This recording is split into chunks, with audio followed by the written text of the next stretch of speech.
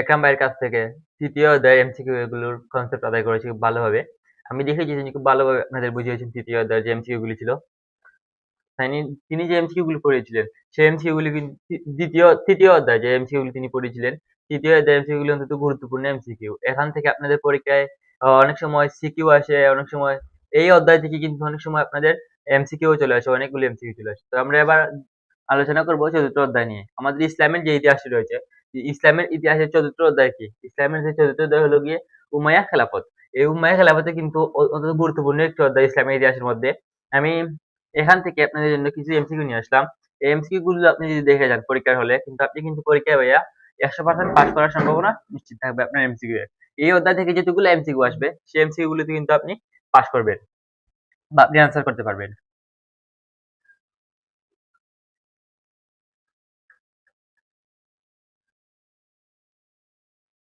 তো আমরা এবার চলে যাবো এমসিকিউ এ।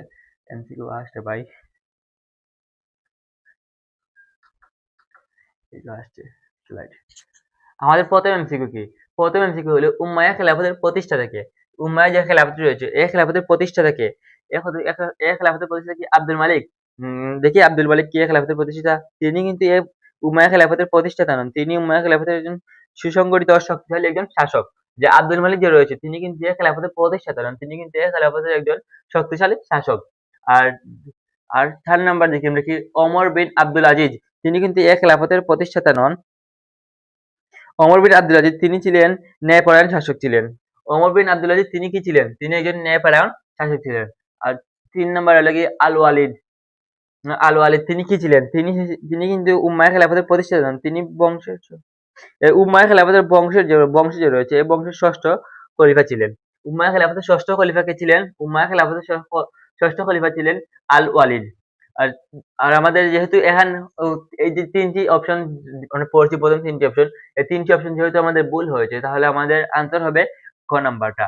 খ নাম্বারে হলো কি মুয়াবিয়া। মুয়াবিয়া রাদিয়াল্লাহু আনহু ছিলেন কিন্তু উম্মাইয়া খেলাফতের প্রতিষ্ঠাতা। তিনি উম্মাইয়া খেলাফত কত সালে প্রতিষ্ঠিত করেছিলেন? তিনি কিন্তু উম্মাইয়া খেলাফত ৬৬১ খ্রিস্টাব্দে প্রতিষ্ঠা করেছিলেন। এই যে আমাদের এমসিকিউ চলে আসছে আবারও। মুয়াবিয়া কত খ্রিস্টাব্দে উম্মাইয়া খেলাফত প্রতিষ্ঠা করেন? আমি আগেই বলেছিলাম তিনি কিন্তু কত সালে উম্মাইয়া খেলাফত প্রতিষ্ঠা করেছিলেন? তিনি ৬৬১ খ্রিস্টাব্দে উম্মাইয়া খেলাফত প্রতিষ্ঠা করেছিলেন। তো এবার আমরা চলে যাব ৩ নম্বরে। ৩ নম্বর হলো কি মুয়াবিয়া রাদিয়াল্লাহু আনহু কোথায় রাজধানী স্থানান্তর করেন? মুয়াবিয়া রাদিয়াল্লাহু আনহু তিনি কোথায় রাজধানীটা স্থানান্তর করেছিলেন? বাগদাদে। বাগদাদে কিন্তু তিনি রাজধানী স্থানান্তর করেননি। বাগদাদে কি ছিল?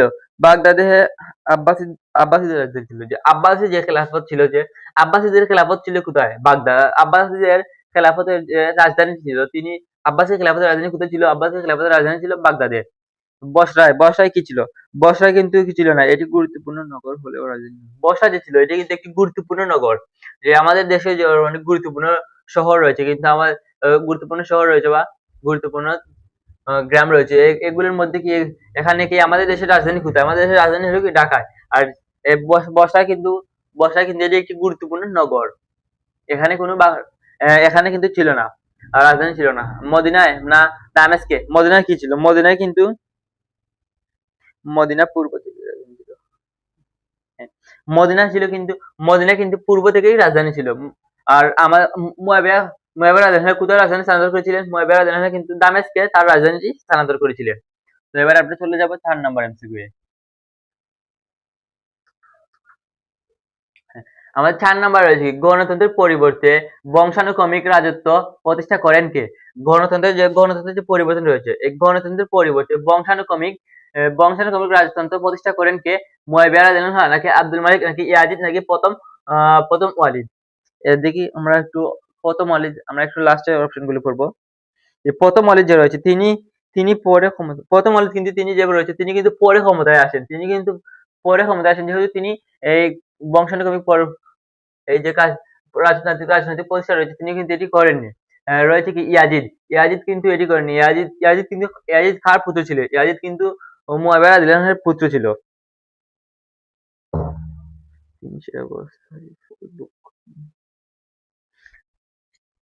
আর রয়েছে কি আব্দুল মালিক। আব্দুল মালিক কিন্তু এটি প্রতিষ্ঠা করেননি। আব্দুল মালিক ছিলেন তিনি এই ব্যবস্থার শুরু করেন। আব্দুল মালিক যে গণতন্ত্রের পরিবর্তে বংশানুক্রমিক রাজতন্ত্র প্রতিষ্ঠা করেননি। তিনি এই ব্যবস্থা এটি করেননি। তাহলে করেছে কি? করেছে মুয়াবিয়া রাদিয়াল্লাহু আনহু। মুয়াবিয়া কিন্তু এই গণতন্ত্রের পরিবর্তে বংশানুক্রমিক রাজতন্ত্র প্রতিষ্ঠা করেন। তিনি তার পুত্র ইয়াজিদকে উত্তরাধিকারী ঘোষণা করেন। মুয়াবিয়ার পুত্র কে? ইয়াজিদ। তিনি এই গণতন্ত্রের পরিবর্তে বংশানুক্রমিক রাজতন্ত্র প্রতিষ্ঠা করেন কেন? যাতে তার পুত্র এই সিংহাসনে বসতে পারে। আমাদের ৫ নম্বর হচ্ছে কোন খলিফা সর্বপ্রথম ডাক বিভাগের প্রচলন করেন? কোন খলিফা সর্বপ্রথম ডাক বিভাগ প্রচলন করেন? মুয়াবিয়া নাকি আব্দুল মালিক নাকি আল ওয়ালিদ নাকি ওমর বিন আব্দুল আজিজ? কোনজন? ওমর বিন আব্দুল আজিজ। তিনি কিন্তু ন্যায়পরায়ণের জন্য বিখ্যাত ছিলেন। ন্যায়পরায়ণের জন্য বিখ্যাত কে ছিলেন? আমাদের সিকিউরিটি চলে আসতে পারে। ন্যায়পরায়ণের জন্য বিখ্যাত কে ছিলেন? আমরা অবশ্যই দিতে পারি ওমর বিন আব্দুল আজিজ। আল ওয়ালিদ না, আল ওয়ালিদ কিন্তু আল ওয়ালিদ ছিলেন তিনি সাম্রাজ্য বিস্তারে বিখ্যাত। সাম্রাজ্য যে রয়েছে সাম্রাজ্য বিস্তারে বিখ্যাত কে ছিলেন? আব্দুল ওয়ালিদ। আর রয়েছে কি আব্দুল মালিক। আব্দুল মালিক কিন্তু ছিলেন তিনি মুদ্রা ও ভাষা সংস্কারের বিখ্যাত। মুদ্রা ও ভাষা সংস্কারে কিন্তু কে বিখ্যাত ছিলেন? আব্দুল মালিক। তিনি যে মুদ্রা যে রয়েছে যেমন টাকা পয়সা সংস্কার করার জন্য তিনি কি ছিলেন? বিখ্যাত ছিলেন। তো কোন খলিফা সর্বপ্রথম ডাক বিভাগের প্রচলন শুরু করে? মুয়াবিয়া রাদিয়াল্লাহু আনহু কিন্তু ডাক বিভাগের প্রচলন শুরু করেন। তো ৬ নম্বর রয়েছে কি মুয়াবিয়া কর্তৃক প্রবর্তিত ডাক বিভাগের নাম কি ছিল? মুয়াবিয়া যে ডাক বিভাগের প্রচলন শুরু করেছিলেন এই ডাক বিভাগের নাম কি ছিল? দিয়ান উল আসবা নাকি দিয়ান উল বারদি নাকি দিয়ান উল কুসুম নাকি দিয়ান উল আসহা? একই এমসিকিউ কিন্তু দুবার এসেছে, একই অপশন দুবার দিয়েছে, এখানে হয়তো টাইপিং মিস্টেক। দিয়ানুল আসকা এটি কিন্তু ডাক বিভাগের নাম নয়। তো যেহেতু এটি দিয়ানুল আসা এটি কোন ডাক বিভাগের নাম নয়, এখানে একই এমসিকিউ দুবার এসেছে, তাহলে কিন্তু এটাও হবে না, দিয়ানুল আসা কিন্তু হবে না। তাহলে রয়েছে কি আমাদের হাতে রয়েছে দিয়ান উল বারদি ও দিয়ানুল কুসুম। দিয়ানুল কুসুম কি? এটি হলো যুদ্ধলব্ধ সম্পদের হিসেবে সঙ্গে সম্পর্কিত। যুদ্ধে যে যখন তারা যুদ্ধ করে যখন এক রাজ্য থেকে আরেক রাজ্য দখল করতো, ওই রাজ্যের যত সম্পদ ছিল ওই সম্পদ কিন্তু তারা যুদ্ধ জয় করে কিন্তু ওই সম্পদগুলো তারা আহরণ করতো। এই দিয়ানুল কুসুম কিন্তু ওই সম্পদের হিসাব নিকাশ করতো। তো মুয়াবিয়া কর্তৃক পরিবর্তিত ডাক বিভাগের নাম কি ছিল? দিয়ালুল বারিদ। দিয়ালুল বারিদ কি ছিল? মুয়াবিয়া কর্তৃক পরিবর্তিত ডাক বিভাগের নাম।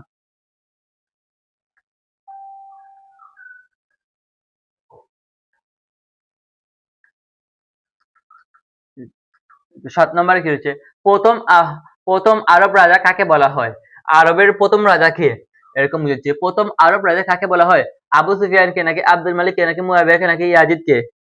প্রথম আরব রাজা বলা হয় আবু সুফিয়ানকে, কিন্তু প্রথম রাজা বলা হয়নি। তিনি উমাইয়া গোত্রের নেতা ছিলেন। উমাইয়া গোত্রের নেতা ছিলেন কে? উমাইয়া গোত্রের নেতা ছিলেন আবু সুফিয়ান। তো আব্দুল মালিক তিনি কিন্তু কি ছিলেন? তিনি পরবর্তী শাসক ছিলেন। আব্দুল মালিক যিনি রয়েছে তিনি কিন্তু পরবর্তী শাসক ছিলেন। আর রয়েছে কি ইয়াজিদ। ইয়াজিদ কিন্তু দ্বিতীয় উমাইয়া শাসন। দ্বিতীয় উমাইয়া শাসন কে? ইয়াজিদ। প্রথম উমাইয়া শাসন কে? মুয়াবিয়া। মুয়াবিয়াকে বলা হয় কি? আরব রাজা। আরবের প্রথম আরব রাজা কাকে বলা হয়? মুয়াবিয়াকে। বুঝতে পারছো? তিনি মুয়াবিয়া কি ছিলেন? মুয়াবিয়া ছিলেন প্রথম আরব রাজা বলা হয়। মুয়াবিয়াকে প্রথম আরব রাজা বলা হয়। এখন আমরা দেখবো ৮ নম্বরে কোন যুদ্ধে জয় লাভের পর মুয়াবিয়ার উমাইয়া বংশের শাসন প্রতিষ্ঠা করেন? কোন যুদ্ধ জয়লাভ করার পর মুয়াবিয়া উমাইয়া বংশের শাসন প্রতিষ্ঠা করেন?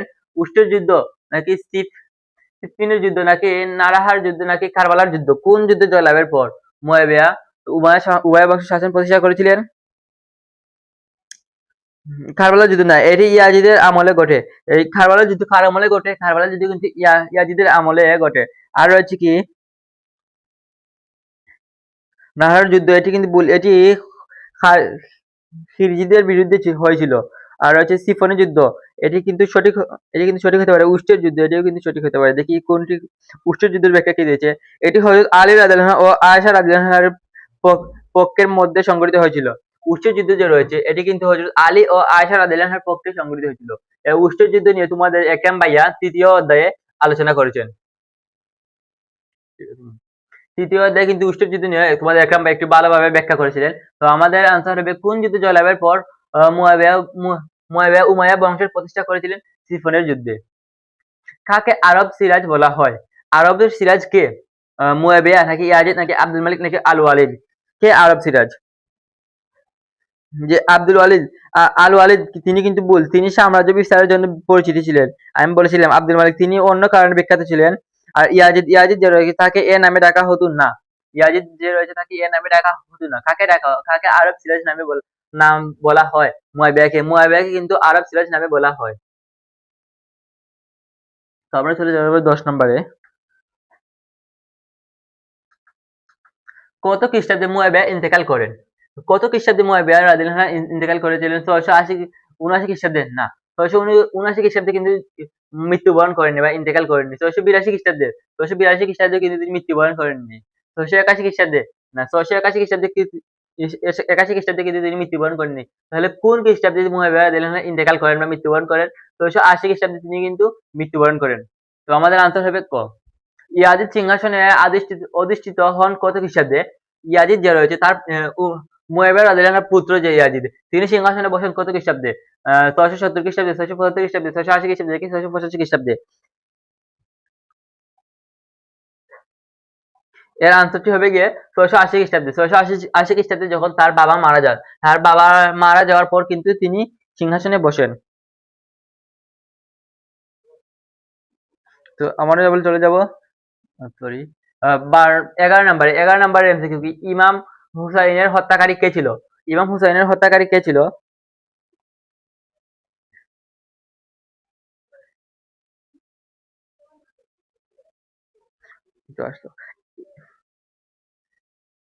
ইমাম হুসাইনের হত্যাকারী কে ছিল? ইয়াজিদ নাকি সিমার নাকি মারওয়ান নাকি আবু মুসা? কে ছিল ইমাম হুসাইনের হত্যাকারী? দেখি আবু মুসা যে রয়েছে তিনি কিন্তু এ ঘটনার সঙ্গে জড়িত নন। তিনি কিন্তু ইমাম হুসাইনের হত্যাকাণ্ডের সাথে তিনি কিন্তু জড়িত নন। কে ছিল জড়িত? মারওয়ান। মারওয়ান কিন্তু মারওয়ানও কিন্তু এ ঘটনার মূল হত্যাকারী নন। এ ঘটনার মূল হত্যাকারী নন কিন্তু তিনি তার মানে বোঝা যাচ্ছে কি মারওয়ান ইমাম হুসাইনের হত্যার পেছনে তার কিছু হাত রয়েছে। বা ইয়াজিদ কি ছিল? ইয়াজিদ কিন্তু সরাসরি হত্যা করেনি, তবে তার শাসনামলে ঘটে। ইয়াজিদ যে রয়েছে ইয়াজিদ কিন্তু ইমাম হুসাইনকে সরাসরি হত্যা করেনি, তার শাসনামলে কিন্তু এই হত্যাটা ঘটেছিল। তারপর রয়েছে কি সিমার। সিমার কিন্তু সিমার ইবনে জিলজাওনে ইমাম হুসাইন রাদিয়াল্লাহু শহীদ করেন। যে সিমার যে রয়েছে তিনি কিন্তু ইমাম হুসাইন রাদিয়াল্লাহু হত্যা করেছিলেন বা শহীদ করেছিলেন। এবার আমরা চলে যাব 13 নাম্বার এমসিকিউ এ।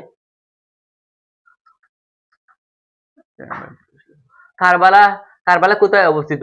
কারবালা যে রয়েছে এটি কোথায় অবস্থিত? মিশরে, ইরাকে, মিশরে, সিরিয়ায়, ইরাক নাকি সৌদি আরবে? এই কারবালাটি কোথায় অবস্থিত?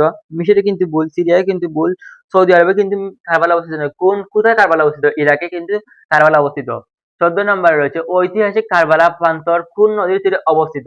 ঐতিহাসিক কারবালা প্রান্তর যে রয়েছে এটি কোন নদীর তীরে অবস্থিত? দলজা নদীর তীরে নাকি ফুরাত নদীর তীরে নাকি সিন্ধু নদীর তীরে নাকি নীল নদের তীরে? নীল নদের তীরে কিন্তু মিশর অবস্থিত। তাহলে হচ্ছে কি সিন্ধু নদের সিন্ধু নদ কিন্তু পাকিস্তান অঞ্চলে। তো হচ্ছে ফুরাত নদী ও দলজা নদী কিন্তু ইরাকের নদী, কিন্তু কারবালার সঙ্গে সম্পর্কিত নয়। এই যে দলজা নদী রয়েছে এটি কিন্তু ইরাকের একটি নদী, কিন্তু কারবালার সঙ্গে এর কোনো সম্পর্কিত নয়। তাহলে ঐতিহাসিক কারবালার প্রান্তর কোন নদীর তীরে অবস্থিত হয়েছিল? ফুরাত নদীর তীরে। ফুরাত নদীর তীরে কিন্তু ঐতিহাসিক কারবালার যুদ্ধ হয়েছিল। এবার আসি আমরা 15 নম্বর এমসিকিউ। 15 নম্বর এমসিকিউ হলো কারবালার মর্মান্তিক ঘটনা ঘটে কত খ্রিস্টাব্দে? কারবালার যে মর্মান্তিক ঘটনা ঘটে এটি কত খ্রিস্টাব্দে ঘটেছিল? 670 খ্রিস্টাব্দে? ভুল। 680 খ্রিস্টাব্দে নাকি 681 খ্রিস্টাব্দে নাকি 682 খ্রিস্টাব্দে? কত খ্রিস্টাব্দে কারবালার মর্মান্তিক ঘটনা ঘটেছিল? কারবালার মর্মান্তিক ঘটেছিল 680 খ্রিস্টাব্দে। সঠিক 10ই মুহররম 61 হিজরি। কারবালার মর্মান্তিক ঘটনা ঘটেছিল 680 খ্রিস্টাব্দে 10ই মুহররম এবং 61 হিজরি। আর এর আনসার হবে ক।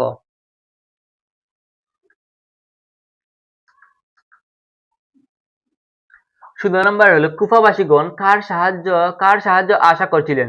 যারা কুফাবাসী যারা রয়েছে তারা কার সাহায্য আশা করছিলেন? ইমাম হাসানের নাকি আল ওয়ালিদের নাকি মুসা ইবনে নুসাইরের নাকি ইমাম হুসাইনের? কার আশা করছিলেন? ইমাম হাসানের, তিনি কিন্তু আগে ইন্তেকাল করেছিলেন। আল ওয়ালিদের তিনি তার সঙ্গে কিন্তু এর কোনো সম্পর্কই নেই।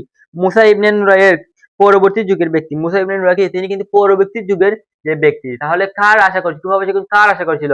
ইমাম হুসাইনের কিন্তু তারা আশা করছিল। তাকে কুফায় আসার আমন্ত্রণ জানানো হয়েছিল। কুফাবাসীগণ কার সাহায্য আশা করছিল? ইমাম হুসাইনের। কুফাবাসীগণ কিন্তু ইমাম হুসাইনকে কুফায় আসার জন্য আমন্ত্রণ জানিয়েছিলেন। 17 নম্বরে হলো ইমাম হুসাইন কাকে কুফায় প্রেরণ করেছিলেন? ইমাম হুসাইন। ইমাম হুসাইনকে কুফাবাসীরা কিন্তু তারা কুফাবাসীরা কিন্তু তারা আশা করেছিল তাকে তার সাহায্যের জন্য। কিন্তু ইমাম হুসাইন যে তিনি কিন্তু জানেন তাকে তার বদলা কাকে তিনি কুফায় প্রেরণ করেছিলেন? মুসলিম ইবনে আকিল নাকি ওয়ালিদ ইবনে জিয়াদ নাকি আব্দুল ইবনে জুবাইর নাকি তারেক বিন ইয়াজিদ? ইমাম হুসাইন কাকে কুফায় প্রেরণ করেছিলেন? এর আনসারটি হবে মুসলিম ইবনে আকিল। তিনি কিন্তু তাকে কিন্তু ইমাম হুসাইন প্রেরণ করেছিলেন কুফায় যাওয়ার জন্য। এর আনসার হবে ক। আর 18 নাম্বার রয়েছে কি ইয়াজিদ কত খ্রিস্টাব্দে মারা যান? ইয়াজিদ দেওয়া রয়েছে তিনি কত খ্রিস্টাব্দে মারা যান? 681, 682, 683 নাকি 684 খ্রিস্টাব্দে? এর আনসার হবে 683 খ্রিস্টাব্দে। 680 খ্রিস্টাব্দে তার বাবা মারা যান এবং ইয়াজিদের বাবার নাম কি? ইয়াজিদের বাবার নাম কি? মুয়াবিয়া। 683 খ্রিস্টাব্দে ইয়াজিদ মারা যায়। এ বছর ইয়াজিদের মৃত্যু 683 খ্রিস্টাব্দে কিন্তু ইয়াজিদের মৃত্যু হয় বা তিনি ইন্তেকাল করেন 683 খ্রিস্টাব্দে।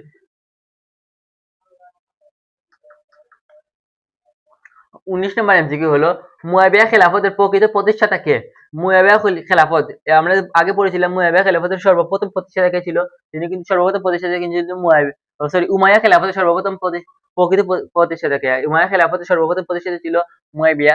আর তাহলে এখানে আনসার হবে না, প্রকৃত আনসার মুয়াবিয়া কিন্তু নয়। প্রকৃত প্রতিষ্ঠাতা মুয়াবিয়া নয়। তাহলে কি আব্দুল মালিক নাকি আল ওয়ালিদ নাকি ওমর ইবনে আব্দুল আজিজ? কে এই মুয়াবিয়া খেলাফতের প্রকৃত প্রতিষ্ঠাতা? দেখি ওমর ইবনে আব্দুল আজিজ তিনি কিন্তু সংস্কারের শাসক ছিলেন। আল ওয়ালিদ সাম্রাজ্য সম্প্রসার করেন। আল ওয়ালিদ যে রয়েছেন তিনি কিন্তু সাম্রাজ্য প্রতিস্থাপন করেছিলেন বা সাম্রাজ্য বিস্তার করেছিলেন। তাহলে হচ্ছে কি উমাইয়া খেলাফতের প্রকৃত প্রতিষ্ঠাতা কে? আব্দুল মালিক। আব্দুল মালিক ছিলেন কি উমাইয়া খেলাফতের প্রকৃত প্রতিষ্ঠাতা। তো 20 নম্বরে হলো গিয়ে আব্দুল মালিক কোন ভাষাকে রাষ্ট্রীয় মর্যাদা দান করেন? তিনি কোন ভাষাকে রাষ্ট্রীয় মর্যাদা দান করেন? আরবি ভাষাকে নাকি ফার্সি ভাষাকে নাকি হিন্দি ভাষাকে নাকি উর্দু ভাষাকে? তিনি কিন্তু আরবি ভাষাকে কিন্তু তিনি কি করেছিলেন? রাষ্ট্রীয় মর্যাদা দান করেছিলেন। 21 নাম্বার হলো কোন খলিফা সর্বপ্রথম জাতীয় টাকশাল স্থাপন করেন? কোন খলিফা সর্বপ্রথম জাতীয় টাকশাল স্থাপন করেন?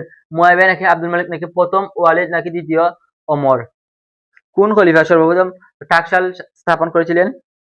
21 নাম্বার। মুয়াবিয়া যে রয়েছে তিনি কিন্তু ডাক বিভাগ চালু করেন, জাতীয় টাকশাল চালু করেননি। মুয়াবিয়া রয়েছে তিনি কিন্তু ডাক বিভাগ চালু করেছিলেন কিন্তু জাতীয় টাকশাল চালু করেননি। প্রথম ওয়ালিদ কি করেছিলেন? প্রথম ওয়ালিদ পরে শাসন করেন। দ্বিতীয় ওমর ন্যায়পরায়ণ শাসক, টাকশাল প্রতিষ্ঠাতা নন। দ্বিতীয় ওমর যে তিনি কিন্তু ন্যায়পরায়ণ শাসক, তিনি কিন্তু টাকশাল প্রতিষ্ঠাতা নন। তাহলে আনসার হলো আমাদের আব্দুল মালিক। আব্দুল মালিক কিন্তু সর্বপ্রথম জাতীয় টাকশাল স্থাপন করেন। এর আনসার হবে ক।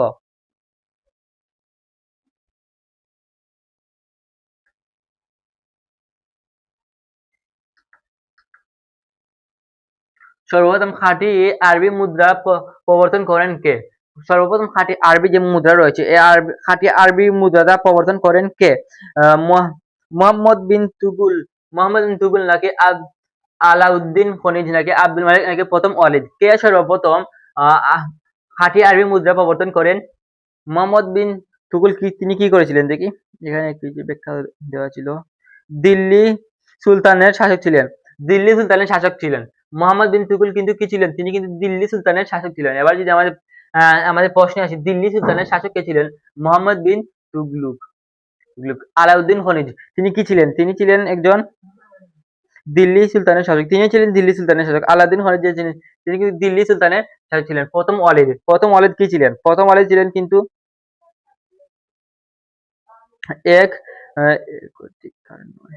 প্রথম ওয়ালিদ কিন্তু আরবি মুদ্রা প্রবর্তন করেননি। তাহলে আরবি মুদ্রা প্রবর্তন করেন কে? আব্দুল মালিক। সর্বপ্রথম খাঁটি আরবি মুদ্রা প্রবর্তন করেন কে? আব্দুল মালিক। আমাদের 23 নম্বর রয়েছে ডোম অফ দ্য রক কোথায় অবস্থিত? ডোম অফ দ্য রক এটি কোথায় অবস্থিত? ওয়ালিদ কত সিংহাসন ধারণ করেন?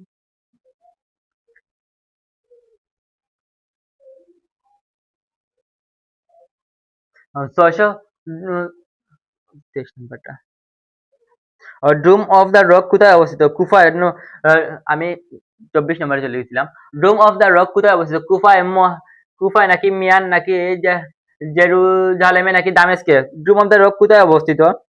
এর আনসারটি হবে কিন্তু জেরুজালেমে। জেরুজালেমে কিন্তু আব্দুল মালিক এটি নির্মাণ করেছিলেন। তাহলে এখানে বোঝা যাচ্ছে কি জেরুজালেমে কে এটি ডোম অফ দ্য রক এটা কে নির্মাণ করেছিল বা কোথায় নির্মাণ করেছিল? এবার আমাদের অনেক সময় প্রশ্ন আসে ডোম অফ দ্য রক কোথায় অবস্থিত এবং সেটি কে নির্মাণ করেছিলেন? তো আমাদের প্রশ্ন যদি আসে আমরা অবশ্যই আনসার করতে পারবো জেরুজালেমে এবং এটি নির্মাণ করেছিলেন আব্দুল মালিক। 24 নম্বরে হলো প্রথম ওয়ালিদ কত খ্রিস্টাব্দে সিংহাসন আরোহণ করেন? প্রথম ওয়ালিদ যে রয়েছে তিনি কত খ্রিস্টাব্দে সিংহাসন আরোহণ করেন? 605 খ্রিস্টাব্দে। 605 খ্রিস্টাব্দে সঠিক এই বছর খলিফা হন। 605 খ্রিস্টাব্দে তিনি কিন্তু এক বছর খলিফা হন। 606 খ্রিস্টাব্দে কিন্তু এক বছর পরে বা তো আমাদের আনসার হবে 605 খ্রিস্টাব্দে। প্রথম ওয়ালিদ কত খ্রিস্টাব্দে সিংহাসনে আরোহণ করেন? 605 খ্রিস্টাব্দে তিনি কিন্তু 405 খ্রিস্টাব্দে তিনি কিন্তু সিংহাসনে আরোহণ করেন।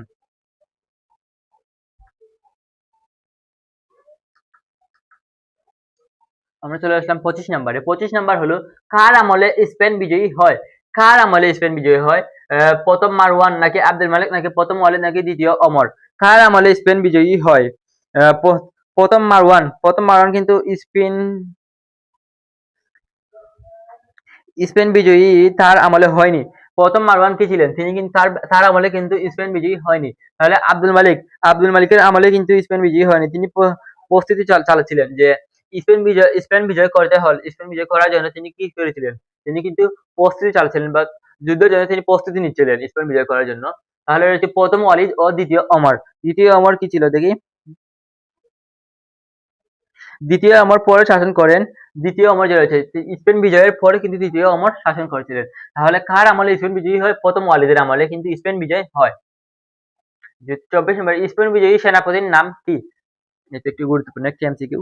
স্পেন বিজয়ীর সেনাপতির নাম কি? মোহাম্মদ বিন কাসেম না। মোহাম্মদ বিন কাসেম কিন্তু স্পেন বিজয়ীর সেনাপতি নন। তিনি কি ছিলেন? তিনি ছিলেন সিন্ধু বিজয়ী। সিন্ধু যে বিজয়ী হয়েছিল সে বিজয়ীর সেনাপতি ছিলেন মোহাম্মদ বিন কাসেম। আর হচ্ছে কুতাই কুতাইবা বিন মুসলিম কি ছিলেন? তিনি ছিলেন স্পেনের মধ্য এশিয়া বিজয়ী। মধ্য এশিয়া যে বিজয়ী হয়েছিল তিনি কি ছিলেন? মুসলিম যে কুতাইব বিন মুসলিম ছিলেন তিনি কিন্তু মধ্য এশিয়া বিজয়ী ছিলেন। আর হচ্ছে তারেক বিন ইয়াজিদ আর খালিদ বিন ওয়ালিদ এ দুজন ছিলেন। এ দুজন থেকে যে কোনো একজন হবে। তারেক বিন ইয়াজিদ তিনি কি ছিলেন? তারেক বিন ইয়াজিদ ছিলেন সঠিক স্পেন বিজয়ীর প্রধান সেনাপতি। তাহলে আমরা আনসার হলো স্পেন বিজয়ী সেনাপতি কে ছিলেন? তারেক বিন ইয়াজিদ। খালিদ বিন ওয়ালিদ তিনি কি ছিলেন? খালিদ বিন ওয়ালিদ তিনি ছিলেন ইসলামের বিখ্যাত সেনাপতি তবে স্পেন বিজয়ী নন। তাহলে আমাদের আরেকটি এখানে প্রশ্ন পেয়ে গেলাম। ইসলামের বিখ্যাত সেনাপতি কে বা ইসলামের বিখ্যাত সেনাপতি কে? আমরা আনসার করতে পারবো খালিদ বিন ওয়ালিদ। আর আমাদের স্পেন বিজয়ী সেনাপতির নাম কি? স্পেন বিজয়ী সেনাপতির নাম হলো তারেক বিন জিয়াদ। 27 নম্বর হলো সিন্ধু অভিযানের জন্য কাকে প্রথম প্রেরণ করা হয়? সিন্ধু যে অভিযান হয়েছিল সেখানে যাওয়ার জন্য প্রথম কাকে প্রেরণ করা হয়েছিল? মোহাম্মদ বিন কাসিম সঠিক। মোহাম্মদ কাসিম তিনি কি ছিলেন? তিনি সিন্ধু বিজয় করেন। আর তারেক বিন জিয়াদ কে ছিলেন? তিনি কিন্তু স্পেন বিজয়ী সেনাপতি ছিলেন। আর রয়েছে মুসা বিন নুসাইন আর আব্দুল্লাহ তিনি কি ছিলেন? আব্দুল্লাহ ছিলেন কিন্তু সিন্ধু অভিযানের নেতা। সিন্ধু অভিযানের নেতা কে ছিলেন? সিন্ধু অভিযানের নেতা ছিলেন আব্দুল্লাহ। তাহলে এখানে আমার আনসার হবে মুহাম্মদ বিন কাসিম। তিনি কি ছিলেন? তিনি ছিলেন সিন্ধু অভিযান বিজয় করেন বা সিন্ধু অভিযানে প্রেরণ করা হয় কাকে? মুহাম্মদ বিন কাসিমকে। আমরা এবার চলে যাব 28 নম্বরে। 28 নম্বর হলো সিন্ধু রাজার নাম কি ছিল? সিন্ধু যে রাজা রয়েছে সে রাজার নাম কি ছিল? রডরিক কি সিন্ধু রাজার নাম ছিল? না, রডরিক কিন্তু সিন্ধু রাজার নাম ছিল না। রডরিক কোন রাজার নাম ছিল? স্পেনের রাজার নাম ছিল কি? রডরিক।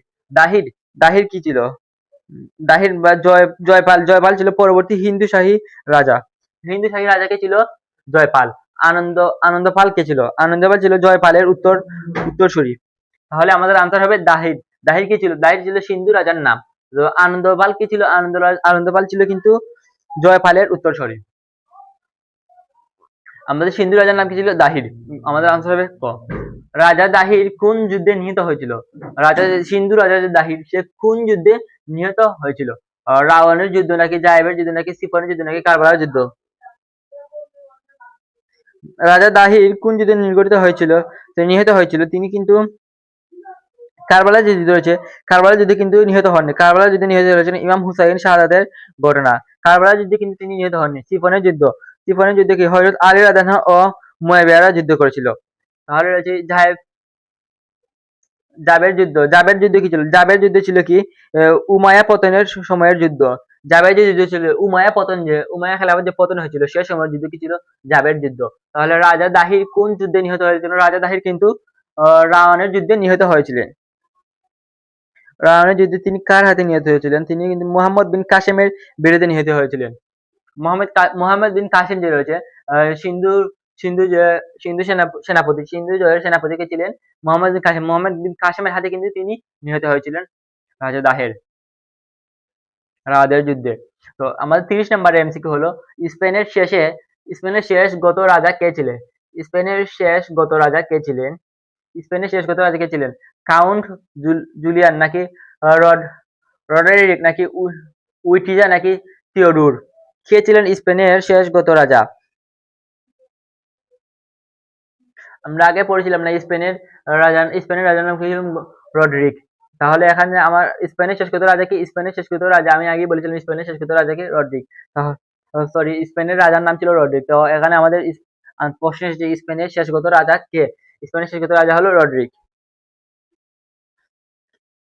আমরা এবার 31 নম্বর এমসিকিউ চলে যাব। 31 নম্বর হলো তারেক বিন জিয়াদ কতজন সৈন্য নিয়ে স্পেনে অভিযান শুরু করেন? তারেক বিন জিয়াদ যে রয়েছে তিনি কতজন সৈন্য নিয়ে স্পেনে অভিযান শুরু করেছিলেন? তিনি 5,000 সৈন্য নিয়ে 5,000 সৈন্য প্রাথমিক বাহিনীর চেয়েও কম। 5,000 যে সৈন্য রয়েছে এটি কিন্তু প্রাথমিক বাহিনী যে রয়েছে প্রাথমিক বাহিনী থেকে কিন্তু কম।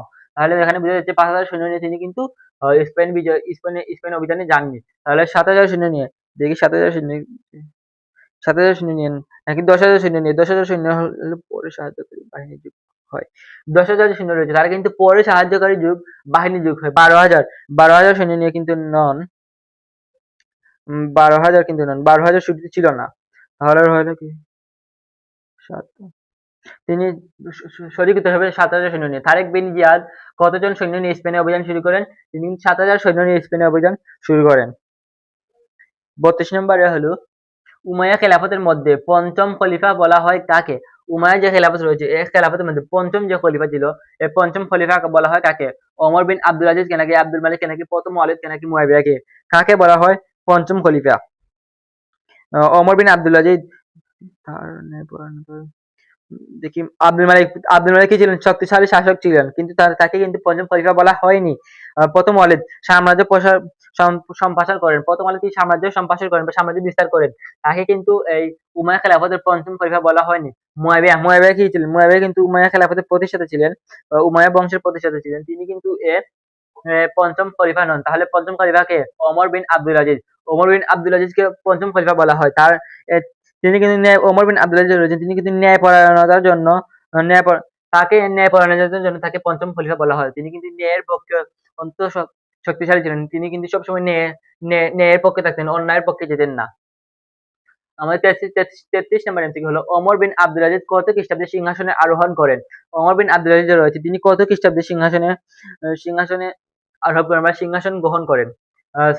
715 খ্রিস্টাব্দে না 715 খ্রিস্টাব্দে কিন্তু ভুল। 717 খ্রিস্টাব্দে নাকি 719 খ্রিস্টাব্দে নাকি 720 খ্রিস্টাব্দে? এর আনসার হবে 717 খ্রিস্টাব্দে। এটি একই বছর বলতে হল। 717 খ্রিস্টাব্দে তিনি কিন্তু সিংহাসনে আরোহণ করেন। এখন তিনি কিন্তু এই 717 খ্রিস্টাব্দে তিনি কিন্তু খলিফা হন, পঞ্চম খলিফা হন। এবার আমরা চলে যাবো 34 নম্বর যে এমসিকিউ রয়েছে। ওকে, আমরা 34 নম্বর যে এমসিকিউ রয়েছে সর্বপ্রথম সরকারিভাবে হাদিস সংকলনের কাজ শুরু করেন কে? সর্বপ্রথম সরকারিভাবে যে হাদিস সংকলন হয়েছিল এর সংকলনের কাজ শুরু করেন কে? ওমর বিন আব্দুল আজিজ নাকি হযরত ওমর রাদিয়াল্লাহু আনহু নাকি প্রথম ওয়ালিদ নাকি আল মামুন? কে সর্বপ্রথম হাদিস সংকলনের কাজ শুরু করেছেন? হযরত ওমর রাদিয়াল্লাহু আনহু। তিনি কিন্তু সরকারিভাবে কাজ শুরু করেননি। তিনি সরকারিভাবে হাদিস সংকলনের কোনো নির্দেশ দেননি। তাহলে দিয়েছেন কে? প্রথম ওয়ালিদ। প্রথম ওয়ালিদ কিন্তু এটি সংকলনের কোনো কাজই দেননি। তাহলে কে? আল মামুন। তিনি কিন্তু উমাইয়া খেলাফতের নয়, তিনি কিন্তু আব্বাসী খেলাফতের। আল্লাহ কিন্তু সরকারিভাবে হাদিস সংকলনের কোনো প্রতিষ্ঠা কোনো দেননি। দিয়েছেন কে? দিয়েছেন ওমর বিন আব্দুল আজিজ। এই ওমর বিন আব্দুল আজিজ কিন্তু সর্বপ্রথম সরকারিভাবে হাদিস সংকলনের কাজ শুরু করেন বা এর উদ্যোগ নেন। তো আমাদের 35 নম্বর এমসিকিউ রয়েছে, উমাইয়া বংশের শেষ শক্তিশালী খলিফা কে ছিলেন? উমাইয়া যে বংশ রয়েছে, এই বংশের শেষ শক্তিশালী খলিফা কে ছিলেন? হিসাস নাকি দ্বিতীয় ইয়াজিদ? হিসাব নাকি দ্বিতীয় ইয়াজিদ নাকি দ্বিতীয় ওয়ালিদ নাকি তৃতীয় ইয়াজিদ? কে এই ব্যক্তি যে উমাইয়া বংশের শেষ শক্তিশালী খলিফা?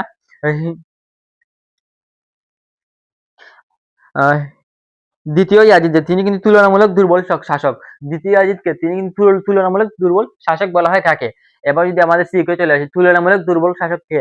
আমরা অবশ্যই দ্বিতীয় তুলনামূলক দুর্বল শাসক হলো দ্বিতীয় ইয়াজিদ। দ্বিতীয় ওয়ালিদ কে ছিলেন? দ্বিতীয় ওয়ালিদ কিন্তু অস্থির সময়ের শাসক। অস্থির যে সময় ছিল, এই অস্থির সময়ের শাসক কে? অস্থির সময়ের শাসক হলো দ্বিতীয় ওয়ালিদ। তৃতীয় ইয়াজিদ কে ছিলেন? তৃতীয় ইয়াজিদ কিন্তু তিনি স্বল্পকাল শাসন করেন। তৃতীয় ইয়াজিদ তিনি কিন্তু স্বল্পকাল শাসন করেন, তিনি কিন্তু শেষ শক্তিশালী খলিফা নন। তাহলে শেষ শক্তিশালী উমাইয়া বংশের শেষ শক্তিশালী খলিফা ছিলেন কে? হিসাম কিন্তু উমাইয়া বংশের শেষ শক্তিশালী খলিফা। তো আমাদের 6 ডিসেম্বরের এমসিকিউ রয়েছে, টুরসের যুদ্ধ কত খ্রিস্টাব্দে হয়েছিল? টুরসের যে যুদ্ধ হয়েছিল এটি কত খ্রিস্টাব্দে হয়েছিল? 730 খ্রিস্টাব্দে নাকি 731 খ্রিস্টাব্দে, 732 খ্রিস্টাব্দে নাকি 733 খ্রিস্টাব্দে? আমাদের আনসারটি হবে 732 খ্রিস্টাব্দে। কিন্তু এই যুদ্ধটি ফ্রান্সে হয়েছিল। এই যুদ্ধটি কোথায় হয়েছিল? 732 খ্রিস্টাব্দে ফ্রান্সে কিন্তু টুরসের যুদ্ধটি হয়েছিল 732 খ্রিস্টাব্দে। আবার আমরা চলে যাব 37 নম্বর এমসিকিউ রয়েছে। 37 নম্বর এমসিকিউ, টুরসের যুদ্ধে মুসলিম বাহিনীর সেনাপতি কে ছিলেন? টুরসের যে যুদ্ধ হয়েছিল, এই যুদ্ধে মুসলিম বাহিনীর যে সেনাপতি ছিলেন, এই মুসলিম বাহিনীর সেনাপতি কে ছিলেন? তারেক বিন ইয়াজিদ নাকি আব্দুর রহমান আল গাফিকি নাকি মুসা বিন নুসাইব নাকি ওয়াকবা? কে ছিলেন টুরসের যুদ্ধের মুসলিম বাহিনীর সেনাপতি? তারেক বিন ইয়াজিদ, তিনি স্পেন বিজয়ী নায়ক কে ছিলেন? তারেক বিন ইয়াজিদ। আব্দুর রহমান যে রয়েছে, তিনি কি ছিলেন? আব্দুর রহমান ছিলেন টুরসের যুদ্ধের মুসলিম বাহিনীর সেনাপতি। আব্দুর রহমান আল গাফি কে ছিলেন? তিনি কি ছিলেন? কিন্তু মুসলিম বাহিনীর সেনাপতি ছিলেন। আর 38 নম্বরে আমরা চলে যাবো এবার, উমাইয়া বংশের সর্বশেষ খলিফা কে ছিলেন? উমাইয়া যে বংশ রয়েছে, এই বংশের সর্বশেষ খলিফা কে ছিলেন? দ্বিতীয় মারওয়ান নাকি দ্বিতীয় ইয়াজিদ নাকি ইব্রাহিম নাকি তৃতীয় ওয়ালিদ?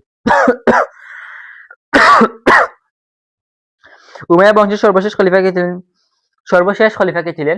দ্বিতীয় মারওয়ান কিন্তু উমাইয়া বংশের সর্বশেষ খলিফা ছিলেন। আর দ্বিতীয় ইয়াজিদ যে ছিল, তিনি কিন্তু সর্বশেষ খলিফা ছিলেন না। ইব্রাহিম যে রয়েছে, তিনিও কিন্তু দ্বিতীয় বংশের উমাইয়া বংশের সর্বশেষ খলিফা নন। তৃতীয় ওয়ালিদ কিন্তু এই বংশের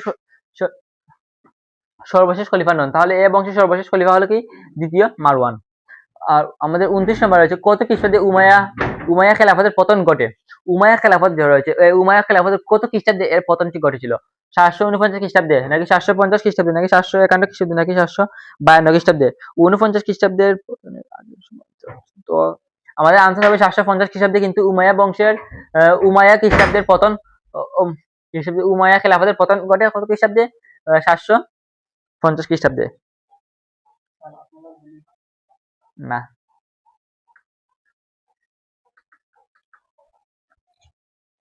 উমাইয়া বংশের পতনের পর কোন বংশ খেলাফতে অধিষ্ঠিত হয়? যে উমাইয়া বংশের যে পতন হয়েছিল, এ বংশের পর কোন বংশ খেলাফতে অধিষ্ঠিত হয়? মানে আব্বাসী বংশ নাকি ফাতেমি বংশ নাকি উমাইয়া বংশ তো পতন হয়েছিল, তাহলে উমাইয়া বংশ আসবে না। তাহলে আসবে কি? এখানে আসবে আইয়ুবীর বংশ। কোন বংশ উমাইয়া বংশের পর কোন বংশ আসে? উত্তর হবে কি? আব্বাসী। আমাদের আনসার হবে আব্বাসী বংশ। উমাইয়া বংশ পতনের পর আব্বাসী বংশ কিন্তু খিলাফতে অধিষ্ঠিত হয়। বুঝতে পারছো? উমাইয়া বংশ পতনের পর কোন বংশ খিলাফতে প্রতিষ্ঠিত হয়? আব্বাসী বংশ। 41 নম্বর রয়েছে, জায়েবের যুদ্ধ কত খ্রিস্টাব্দে সংঘটিত হয়েছিল? জায়েবের যে যুদ্ধ রয়েছে, এই যুদ্ধ কত খ্রিস্টাব্দে সংঘটিত হয়েছিল? 749 খ্রিস্টাব্দে নাকি 750 খ্রিস্টাব্দে নাকি 751 খ্রিস্টাব্দে নাকি 752 খ্রিস্টাব্দে? 750 খ্রিস্টাব্দে কিন্তু জায়েবের যুদ্ধের বছর নয়। তাহলে জায়েবের যুদ্ধের বছর 750 বছর নয়, তাহলে 51 বছর হবে না? 51 বছর হবে না, 52 বছর হবে না। এর আনসার হবে কি? 749 খ্রিস্টাব্দ। যে 749 যে জায়েবের যুদ্ধ হয়েছিল 749, এই যুদ্ধ কি আব্বাসী বিপ্লবের একটি গুরুত্বপূর্ণ যুদ্ধ হিসেবে রয়েছে, যে জায়েবের যুদ্ধ যে আব্বাসী বিপ্লবের একটি গুরুত্বপূর্ণ যুদ্ধ। তো এবার আমাদের সিকিউ চলে আসতে পারে, অনেক সময় আসে যে আব্বাসী যুদ্ধের সবচেয়ে গুরুত্বপূর্ণ যুদ্ধ কোনটি, আমরা অবশ্যই দিতে পারবো। আমাদের আব্বাসী যুদ্ধের সবচেয়ে গুরুত্বপূর্ণ যুদ্ধ হলো জায়েবের যুদ্ধ। 42 নম্বরে মাওয়ালি কাদের বলা হয়, মাওয়ালি যারা রয়েছে মাওয়ালি কাদের বলা হয়, আনরব আনরব নব নাকি দক্ষিণী মুসলমানদের, নাকি দাসদের, নাকি রাজরক্ষীদের, নাকি অমুসলিম অমুসলিম প্রজাতিদের, কাদের এই মাওয়ারি বলা হয়? মাওয়ারি বলা হয় কিন্তু আনরব নব দক্ষিণী মুসলিম মুসলিম বাহিনীদের। আনরব আনরব নব দক্ষিত মুসলমানদের কিন্তু মাওয়ারি বলা হয়। তারা কিন্তু কি ছিল, তারা ইসলাম গ্রহণকারী আনরব মুসলিম বাহিনীদের মাওয়ারি বলা হয়। যারা ইসলাম গ্রহণ করেছিল, ইসলাম গ্রহণকারী আরব মুসলিম বাহিনীদের মাওয়ারি বলা হয়। এবার আমরা চলে যাব 43 নম্বরে। এই যে উমাইয়া বংশ, যে তিনটি হলো গিয়ে লাস্ট আপনাদের এই উমাইয়া খেলাফতের লাস্ট তিনটি এমসিকিউ। আমরা যারা এতক্ষণ যাবত আমরা ক্লাস করছি, এতক্ষণ যাবত প্রথম অধ্যায় থেকে চতুর্থ অধ্যায় পর্যন্ত তাদেরকে জানাই অসংখ্য ধন্যবাদ। তো আমরা এবার 43 নম্বরে রয়েছে কি আব্বাসী আন্দোলনের প্রধান চালিকা শক্তি কে ছিল? আব্বাসী যে আন্দোলন হয়েছিল, এই আন্দোলনের প্রধান চালিকা শক্তি কে ছিল? আবু মুসলিম কুরসানি, নাকি আবু জাফর, নাকি ইব্রাহিম আল ইমাম, নাকি সুলাইমান? কে ছিল এই আব্বাসী আন্দোলনের প্রধান চালিকা শক্তি? আব্বাসী আন্দোলনের প্রধান চালিকা শক্তি ছিলেন আবু মুসলিম খুরসানি। আব্বাসী আন্দোলনের প্রধান চালিকা শক্তি কে ছিলেন? আবু মুসলিম খুরসানি। আবু জাফর তিনি কিন্তু এই আন্দোলনের পরে কিন্তু খলিফা হন। এই আন্দোলনের পরে কিন্তু আবু জাফর কিন্তু এই আন্দোলনের পরে খলিফা হন। ইব্রাহিম আল ইমাম তিনি কিন্তু হননি। তিনি কি ছিলেন? ইব্রাহিম আল ইমাম ছিলেন একজন আন্দোলনের নেতা ছিলেন, তিনি কিন্তু এই আন্দোলনের নেতা ছিলেন। কিন্তু আব্বাসী আন্দোলনের প্রধান চালিকা শক্তি কে ছিলেন? আব্বাসী আন্দোলনের প্রধান চালিকা শক্তি কিন্তু আবু মুসলিম কুরসানি। সুলেমান যে রয়েছে, সুলেমান কিন্তু রয়েছে কি আব্বাসী আন্দোলনের সঠিক হলো আব্বাসী আন্দোলন বিপ্লবের প্রধান সংগঠক সুলেমান। আবু মুসলিম কুরসানি তিনি কিন্তু ছিলেন আব্বাসী বিপ্লবের প্রধান সংগঠক। তো আমাদের কি চেয়েছে, প্রধান চালিকা শক্তি কে রয়েছে? আমাদের চেয়েছে প্রধান চালিকা শক্তি রয়েছে কে? সুলেমান। সুলেমান হলো আব্বাসী আন্দোলনের প্রধান চালিকা শক্তি। আর প্রধান সংগঠক কে ছিলেন? আবু আবু মুসলিম আবু মুসলিম কুরসানি। আর ইব্রাহিম আলিমান ছিলেন কি একজন নেতা, আন্দোলনকারী নেতা। বুঝতে পারছি, আমাদের আনসার হবে গ নাম্বার। স্পেনে উমাইয়া শাসন পূর্ণ প্রতিষ্ঠা করেন কে? স্পেনে যে উমাইয়া শাসন হয়েছিল পূর্ণ প্রতিষ্ঠা করেন কে? প্রথম মারওয়ান, নাকি আব্দুর রহমান আদ-দাকিল, নাকি দ্বিতীয় মুয়াবিয়া, নাকি হিমাস? কে এই স্পেনে উমাইয়া শাসন পূর্ণ প্রতিষ্ঠা করেন? হিসাম যে রয়েছে তিনি কিন্তু নন। দ্বিতীয় মারওয়ান তিনিও কিন্তু নন। প্রথম মারওয়ান তিনিও নন। তাহলে কে এই স্পেনে উমাইয়া শাসন পূর্ণ প্রতিষ্ঠা করেছিলেন? স্পেনে উমাইয়া শাসন পূর্ণ প্রতিষ্ঠা করেছিলেন আব্দুর রহমান আদ-দাকিল। উমাইয়া খেলাফতের মোট স্থায়িত্বকাল কত বছর ছিল? উমাইয়া যে খেলাফত রয়েছে, এই খেলাফতের মোট স্থায়িত্বকাল কত বছর ছিল? 89 বছর, নাকি 100 বছর, নাকি 110 বছর, নাকি 120 বছর? এর সঠিক আনসারটি হবে আমাদের 89 বছর। যে 89 বছর 661 থেকে 750 খ্রিস্টাব্দ পর্যন্ত কিন্তু উমাইয়া খেলাফতের মোট স্থায়িত্বকাল ছিল, বা স্থায়িত্বকাল ছিল 89 বছর। তো আমাদের ইতিমধ্যে আমাদের উমাইয়া খেলাফতের এমসিকিউ গুলো শেষ হয়ে গেছে। এবার পঞ্চম অধ্যায় নিয়ে আসবে আব্বাসী খেলাফত নিয়ে আসবেন তোমাদের একরাম ভাইয়া। এই যারা এই এমসিকিউ গুলো যারা দেখবে, এবারে আমাদের ইতিহাসের যে আমরা যে আপনাদের জন্য ম্যাজিক ওয়ান শট নিয়ে আসলাম, এই ম্যাজিক ওয়ান শট যদি আপনি দেখেন, আপনার এমসিকিউ ইসলামের ইতিহাস নিয়ে যে এমসিকিউ গুলো রয়েছে, এমসিকিউ গুলো নিয়ে কোনো টেনশন থাকবে না, আপনার সব দুশ্চিন্তা দূর হয়ে যাবে। তো ভালো থাকো, সুস্থ থাকো। আর আমি ষষ্ঠ অধ্যায় নিয়ে আবারও আসছি। একরাম ভাইয়ের ক্লাসটি মনোযোগ সহকারে দেখো।